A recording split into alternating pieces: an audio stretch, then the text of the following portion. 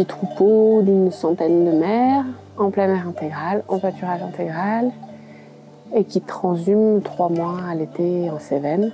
J'ai aussi un peu des chèvres. Actuellement, j'ai un troupeau de 160 brebis mères. C'est une race locale, la rouge du Roussillon. Alors bien sûr, j'ai choisi cette race-là pour le pastoralisme. Donc, ce sont des brebis qui sont alimentées uniquement par le fait de pâturer tous les jours à la garde.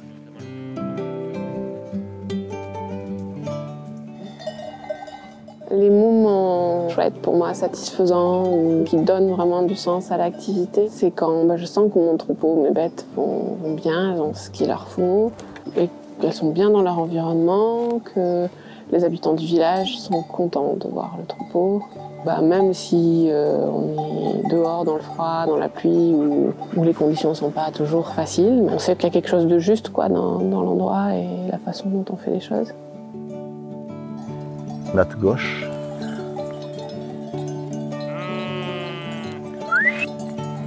Au pied. Ce que j'aime bien dans mon travail, c'est la garde, d'être avec le troupeau, les chiens. Je trouve qu'il y a une vraie symbiose qui s'installe. Et du coup, quand tout se passe bien, quand toutes les conditions sont vraiment favorables, ce sont des moments pour moi très privilégiés, quoi. Dans les moments où je sens que mon troupeau est bien là où il est, je me sens sereine, je me sens à ma place, j'ai l'impression de faire ce que j'ai à faire, d'être reliée en fait à la fois à mes bêtes, à la fois à l'environnement qui nous accueille, aux gens qui l'habitent aussi. Je suis un peu comme les brebis, quoi. Quand elles sont super bien, moi c'est pareil, je suis super bien aussi.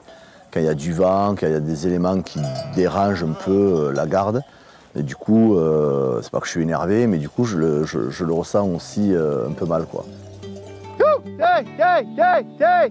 Nat, marche au pied, viens.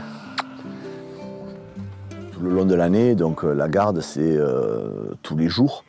Et il faut savoir aussi de temps en temps prendre du temps pour soi et sa famille. Du coup, de temps en temps, ça m'arrive de prendre les brebis, de faire défiler et de laisser le troupeau enfiler pendant un jour ou deux. Je pense que c'est important dans ce métier de savoir prendre un peu de recul et de lâcher un peu prise sur le troupeau, qui en fait réellement se débrouille très bien aussi tout seul, quoi. Une des choses les plus compliquées, je trouve, à gérer au moment de l'agnelage, c'est le devenir en fait des agneaux les plus faibles, ceux qui sont en difficulté. Donc là, par exemple, j'ai une primipare qui a fait 2 agneaux, qui n'en veut qu'un. Bon, qu'est-ce que j'en fais, quoi? Est-ce que je m'en occupe, je le fais téter avec quoi? Du lait en poudre, au pied de la chèvre? Est-ce qu'il est tout seul? Est-ce qu'il y en a 5 autres comme lui? Selon la situation, je vais être amenée à faire un choix. Parce que le temps de travail pris par les agneaux comme ça en difficulté est souvent au détriment du temps de travail consacré au troupeau. Et puis moi, à ma vie, à mon énergie, et donc il y a un dosage à faire à ce niveau-là. Je compte aussi essayer de régler ou d'améliorer en amont par la sélection de mes lignées de femelles sur leur comportement maternel et sur la quantité de lait qu'elles produisent. Et puis éviter aussi les doubles. Donc là, c'est à l'automne. La végétation n'est pas à son maximum, donc déjà c'est censé réduire les chances de flushing alimentaire. Donc j'essaye de leur faire mieux manger leur parc, quoi. Il y a une période qui est très très très difficile, c'est l'été, quoi.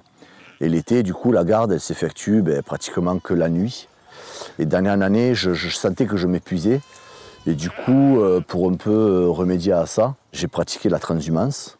Donc le troupeau est parti dans les Cévennes. Et là, effectivement, je me suis retrouvé avec du temps de libre.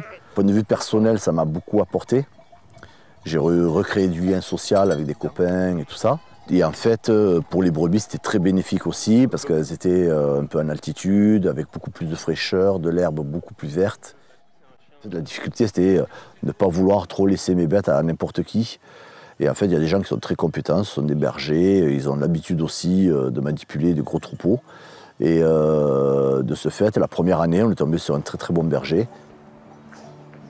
Il faut vraiment faire attention à se ménager des pratiques un peu efficaces, quoi, qui permettent de s'occuper de tout le monde au mieux. tout en répondant à ses exigences éthiques personnelles. Il faut savoir un petit peu aussi lâcher prise pour pouvoir se retrouver soi-même. C'est important et d'éviter la saturation du travail qui est très chronophage en fait.